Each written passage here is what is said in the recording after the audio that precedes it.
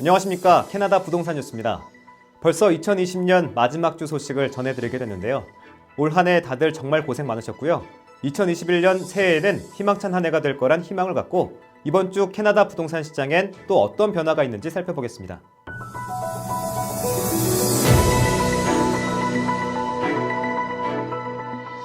탑 에이전트들이 내년 토론토 부동산 시장 전망을 내놨습니다. PSR 브로커리지의 도리앤 로드리게즈와 체스트넛 파크 리얼티의 디에나 포포빅은 백신 출시와 역대급 낮은 이자율 그리고 연방정부의 높은 목표 이민자 수를 봤을 때 내년 리세일 시장은 더 큰 상승을 보일 거라고 예측했고요. 보슬리 브로커리지의 드벨 모리스는 콘도 시장의 침체는 당분간 계속될 걸로 보여서 집을 사려는 사람들에게 좋은 기회가 될 거라고 말했습니다.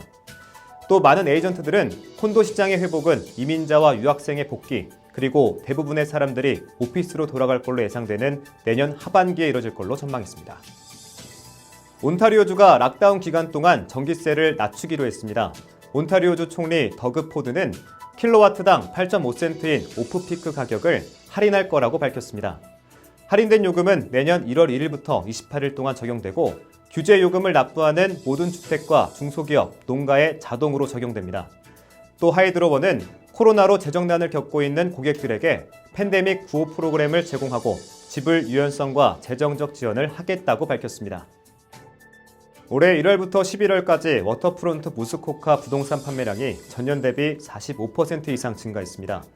특히 11월엔 150채가 거래되면서 전년 대비 45.2% 증가하는 새로운 기록을 세웠습니다.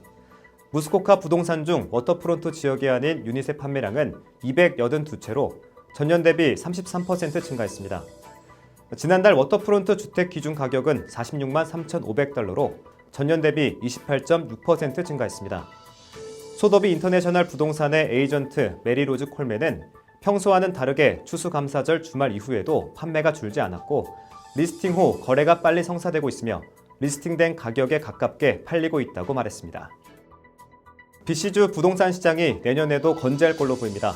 캐나다 신용조합을 지원하는 센츄럴 원 보고서는 올해 부동산 가격의 중위값은 작년보다 9% 오른 58만 5천 달러를 기록할 것이고 내년엔 6% 오른 61만 8천 달러를 기록할 걸로 예측했습니다.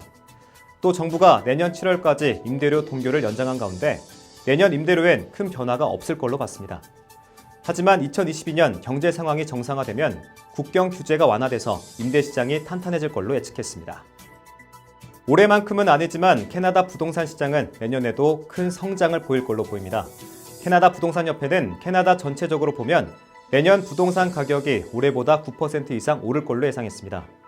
가장 큰 상승이 예상되는 온타리오주의 경우 16% 이상 올라 평균 82만 3,656달러에 이를 걸로 봤고 그 다음으로 퀘벡주가 13% 이상 올라 평균 40만 7,569달러에 이를 걸로 예측했습니다. 하지만 협회는 내년도 BC주 부동산 가격이 다른 주에 비해 많이 움직이지 않을 거라고 전망했습니다. 오늘 준비한 소식은 여기까지입니다. 저희는 2021년 다음 주에도 이 시간에 더 다양한 소식을 들고 돌아오겠습니다. 고맙습니다.